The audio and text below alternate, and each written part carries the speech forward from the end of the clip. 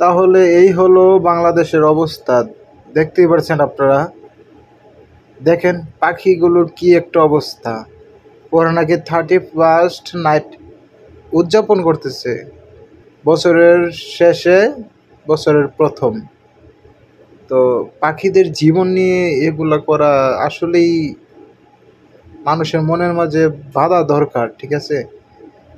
কাল সকালে হয়তোবা ওরা আনন্দে ঘুরবে, কিন্তু কাল সকালে দেখতে পারবে হাজারো পাখির লাশ, ঠিক আছে? হাজারো পাখি মরে পড়ে আছে। আসলে এই বিষয়গুলো মানুষের মনে ভাদে না। মানুষ আগের মতো নাই। এই যে একটা বিষয়, এই বিষয়গুলো আসলেই খুব মর্মান্তিক বিষয়গুলো। এই পাখিগুলোর কি একটা অবস্থা, সবগুলো পাখি মরে যাবে, বেশিরভাগ পাখিগুলাই মরে যাবে। আল্লাহু আকবার, আল্লাহ ওনাদেরকে হেদায়েত দান করো।